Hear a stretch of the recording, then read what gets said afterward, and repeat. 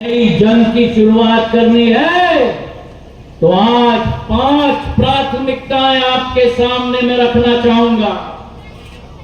मेरी पहली प्राथमिकता कि इस संसदीय क्षेत्र से जो चुनाव के समय भी मैंने अनुभव किया था, मेरी पहली प्राथमिकता रहेगी कि सारे माफियों का निपटारा हम इस क्षेत्र से करेंगे। सारे माफियाओं का निपटारा इस क्षेत्र से करेंगे। ना भू माफिया रहेगा, ना राशन का माफिया रहेगा, ना खाद का माफिया रहेगा। एक एक माफिया के पीछे आपका चौकीदार भागेगा और उसे इस क्षेत्र से भाग निकालेगा। अभी किसानों के लिए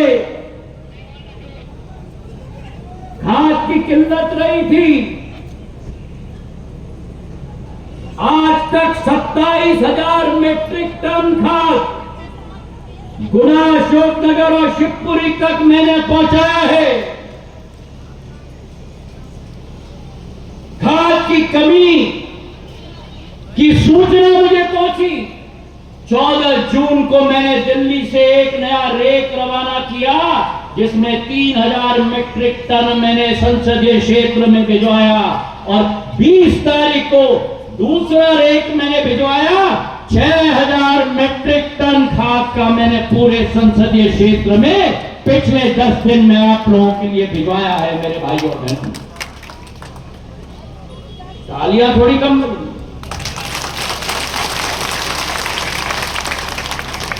मैं बताता हूं कि आपने 6,000 को भेज दिया, लेकिन अभी भी 6,000 की कमी है। सही है कि नहीं? अगर सही है तो ताली बजाओ। ये तालियां भी जोर से नहीं बजी। अरे चिंता मत करो, आपका चौकीदार है। 30 तारीख के पहले जो 27,000 मीट्रिक टन खाद पहुंच चुका है, 8,600 गुना में, 10,000 अशोकनगर में, 9,600 शिवपुरी में, उस 27,000 मीट्रिक टन में मैंने अपने 2 रेक भेजे हैं। 14 तारीख को और 20 तारीख को मेरे नड्डा साहब से बात हो चुकी है जो खाद के मंत्री हैं। 30 तारीख के पहले एक अतिरिक्त रेक आ रहा है संसदीय क्षेत्र के लिए 3,000 मीट्रिक टन का। अभी भी ताली कम लगी क्योंकि सब सोच रहे हैं कि कुछ और भी आ रहा है। 15 जुलाई तक 6,000 मीट्रिक टन की कमी है। एक रेक 30 जून के पहले आएगा और दूसरा रेक 5 जुलाई के पहले 3,000 मीट्रिक टन का मैं आपके लिए भिजवाऊंगा। चिंता मत करना मेरे भाइयों और बहनों। तो पहली प्राथमिकता, और जो मैं सुन रहा था, खाद में भी माफिया चल रही थी पूरे संसदीय क्षेत्र में, उस माफिया को भी समाप्त कर दिया है और तीनों कलेक्टरों को मैंने कहा है कि केवल सोसाइटी से खाद का वितरण होगा मेरे भाई और बहनों। कोई और चैनल नहीं होगा, ना इधर का चैनल, ना इधर का चैनल, कोई चैनल नहीं होगा।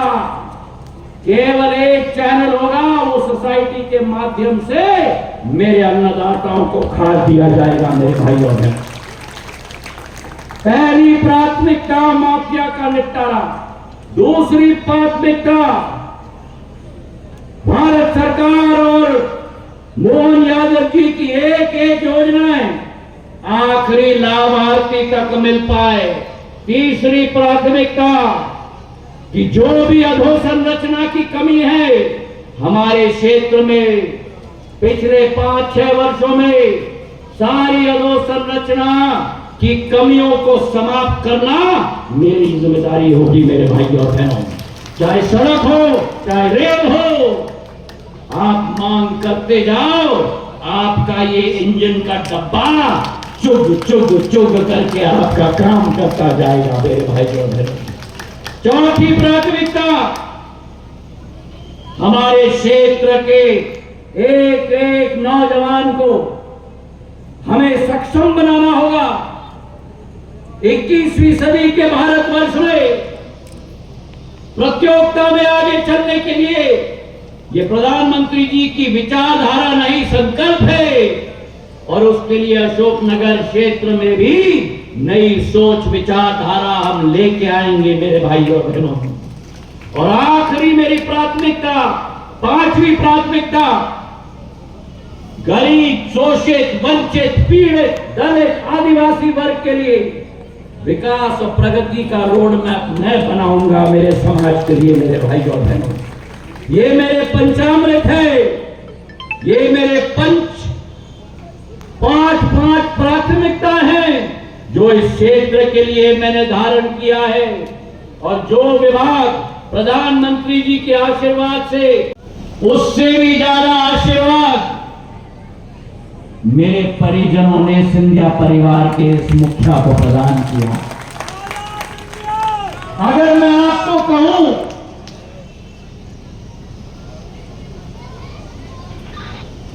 कि मैं जिंदगी भर आपका ऋणी रहूंगा, वो भी कम है। मैं निशब्द हूं कहने के लिए कि किस भावना से मैं आपका कृतज्ञता दूं। इतना मैं जरूर कहूंगा कि धूप में खड़े हुए मेरे एक एक परिजनों का जहां पसीना टपकेगा, वहां ज्योतिरादित्य सिंधिया का खून टपकेगा मेरे भाइयों और बहनों। मैंने आपसे निवेदन किया था, मैंने अपने सेनापतियों और सर सेनापतियों से निवेदन किया था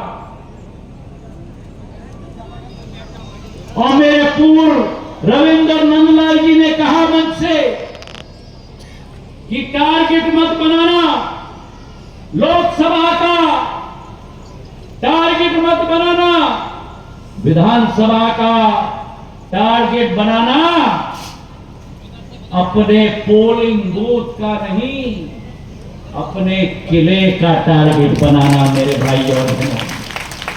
और मेरे एक एक सेनापति और मेरे भगवान तुल्य जनता ने अपनी टारगेट बना दी अपने किले की, और एक एक किले पर भगवा झंडा गाड़ के रख दिया मेरे भाई और बहनों। मैं निशब्द हूं आपको धन्यवाद अर्पित करते हुए। कांग्रेस पार्टी ने बहुत कुछ कहा पिछले 4 साल, और जो आपका हमारा एक अटूट रिश्ता है, विकास का रिश्ता है, सत्य का रिश्ता है, अगर ये जीत है तो ये जीत मेरी नहीं है, मेरी अशोकनगर, चंदेरी, मुंगावली, गुना और शिवपुरी की जनता की जीत है मेरे भाइयों और बहनों। अगर ये जीत है तो मेरे एक एक सेनापति के परिश्रम, मेहनत, मशक्कत, एक एक पसीने के बूंद की जीत है मेरे भाइयों और बहनों। और अगर ये जीत है तो ये झूठ के ऊपर सत्य की जीत है मेरे भाइयों और बहनों। और कहा जाता था हमारे शास्त्रों में कि सत्य परेशान हो सकता है, लेकिन सत्य कभी भी पराजित नहीं हो सकता। वो गुना की जनता ने, अशोकनगर की जनता ने और शिवपुरी की जनता ने देश में गाड़ के सत्य को जीत कराकर एक प्रचंड एक इतिहास रच दिया मेरे भाइयों।